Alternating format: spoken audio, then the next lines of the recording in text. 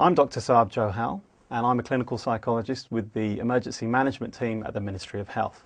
And we've put this DVD together to help you to understand about the foundations of psychosocial support in emergency management. That is, what is psychosocial support and how are you going to be able to use it and implement it in the case of an emergency event in New Zealand. In the first part of these presentations, I want to help you to understand what we mean by psychosocial support in emergency events. We'll talk a little bit about the common frameworks for understanding that.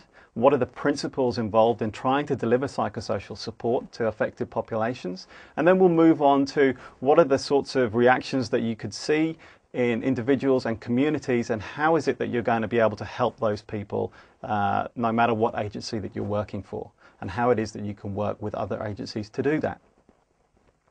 Distress and suffering are not uncommon responses in an emergency event. This presentation is not about trying to pathologize that. What we're trying to say here is that that is a common response, and most people without intervention will probably recover to their normal level of functioning. But what we're trying to do here is to understand why that is, what is helpful, and what may not be helpful in terms of an intervention. So psychosocial support is really two words fused together. There's the psychological aspect of it, which is focused upon the individual person, and the social side of it, which is focused upon more of a community type of intervention.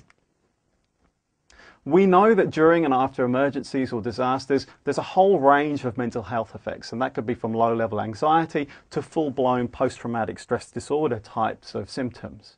And they can affect a small number of people or a large number of people, depending upon the scale of the impact of the disaster that we're talking about. And we can talk a little bit about what are the variables of the disaster that influence how widely those impacts are felt. Now, psychosocial interventions are aimed at helping people to adjust to the post-disaster environment.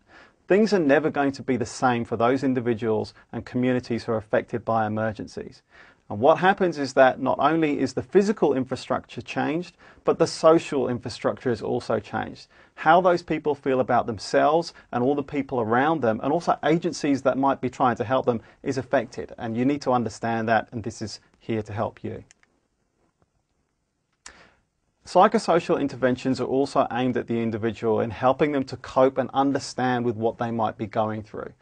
The evidence indicates that the earlier we can help people to understand what's going on with their own bodies, their own thoughts and their own feelings, the more quickly they make the adjustment and are able to return to some kind of semblance of normal functioning.